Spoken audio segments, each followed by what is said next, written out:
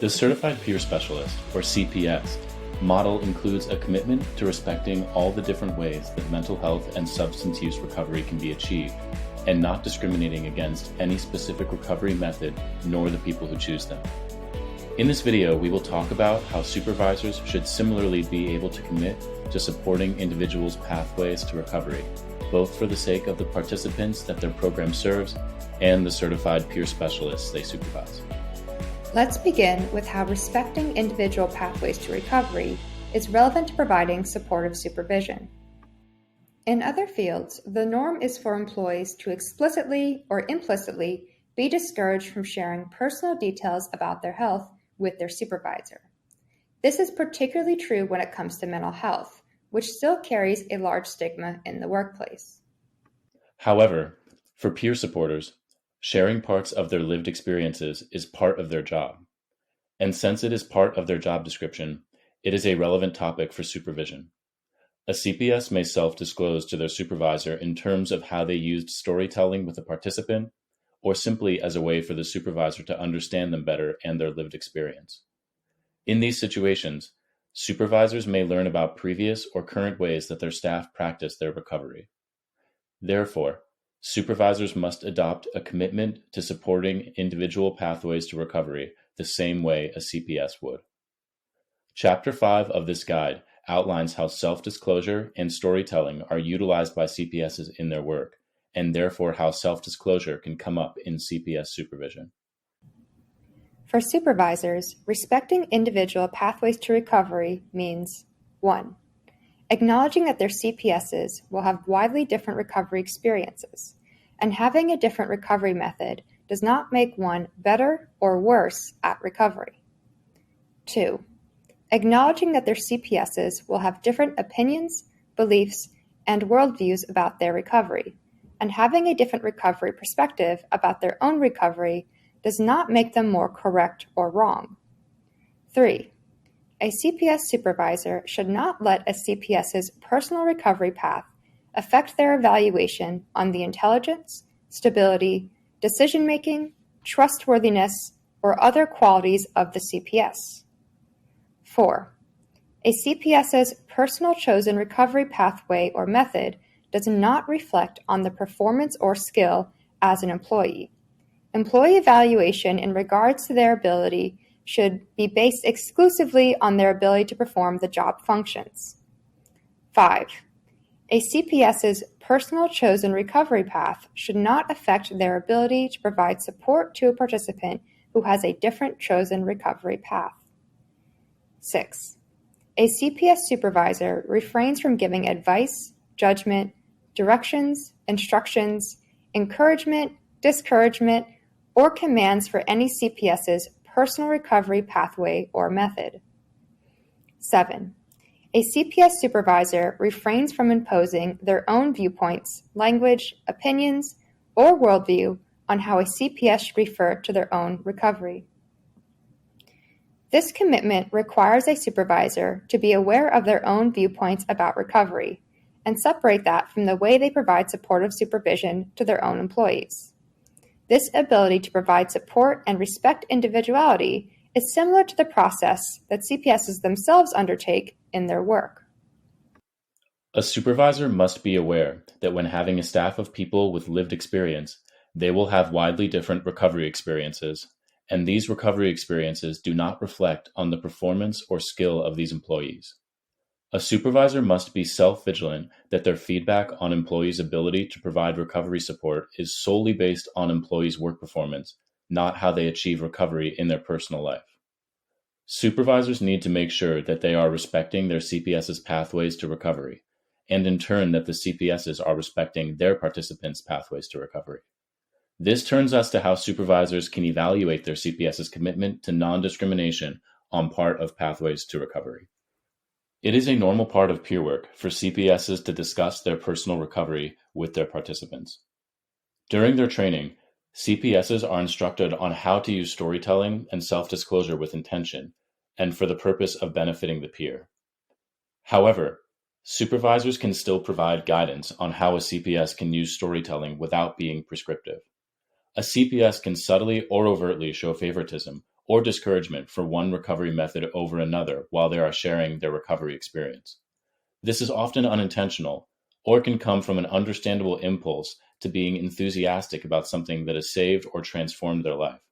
While it can come from an instinct of wanting to help others by providing good options, it can have unintended consequences of denying a peer their agency or putting recovery decisions in the hands of the CPS instead of the participant. Recovery pathways are influenced by an individual's experiences, preferences, needs, personal beliefs, worldview, and culture. The recovery community itself is a diverse group.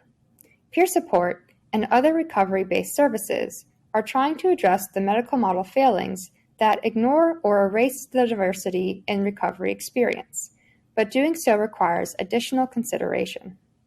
Respecting individuals' pathway to recovery is often intertwined with cultural competency. For example, many in recovery will find that their faith enhances and/or inspires their recovery. Let's consider how supporting individual pathways to recovery for supervisors come up in practice, starting with a scenario of the supervisor Raul and his CPS, Keith. Raul himself is not personally in recovery, but is learning more about the lived experience of Keith. When Keith was experiencing a difficult time in his life, his pastor reached out to him and provided support. Keith credits his pastor for being the first one to discuss mental health with him in a supportive way and introduced him to recovery communities.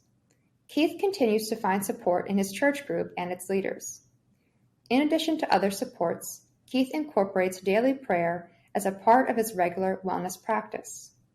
The organization that Raul and Keith work for is not religiously affiliated, and Keith is careful not to impose his worldview onto his participants.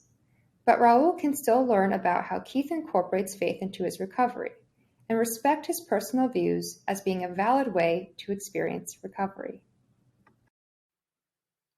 It's great to hear that you're having such a good experience with your counselor.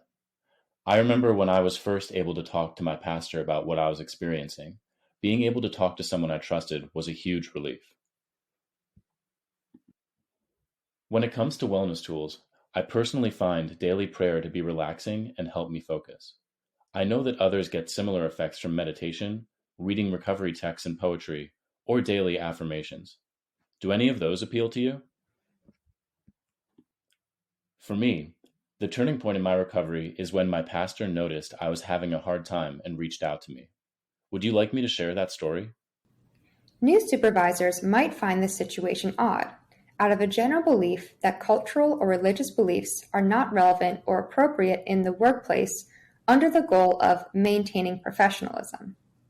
What this really means in practice is that the dominant culture defines what is professional, and it is really only for those whose identity is outside of the dominant culture that their practices are considered not appropriate for the workplace.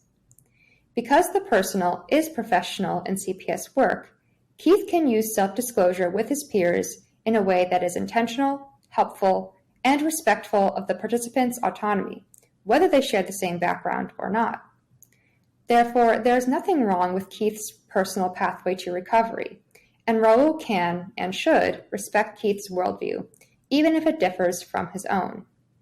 There is not a problem with CPSs sharing different cultures, beliefs, or backgrounds than their supervisors or participants, as long as they can center the participant's chosen recovery path and culture when it comes to providing that person support.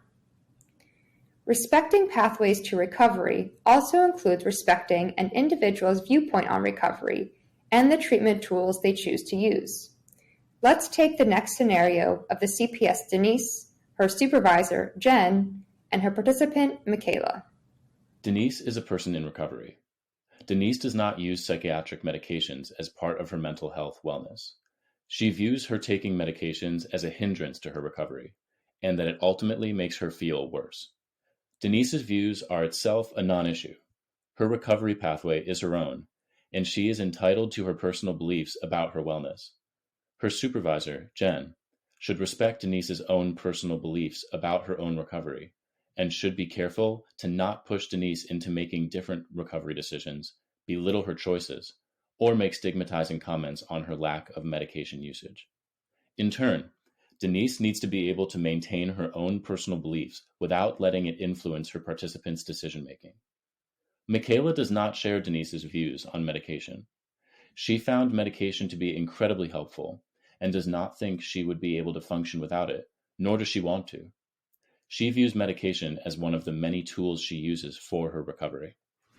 I personally don't use medication in my recovery, but I know that others can find it beneficial. Is this something you are considering? I've never heard of that medication name. Perhaps we can look it up so you can have a better idea of what questions you want to ask your doctor on Wednesday. It is okay to acknowledge differences as long as the CPS always affirms that the choice and ultimate decision power lies with the participant. The CPS can be careful with their language used to not imply a preference, that one choice is better than the other, or to give advice. When people in recovery feel respected in their chosen pathway to recovery, they are better able to craft their recovery journey to best suit them and tailor services to best fit their needs.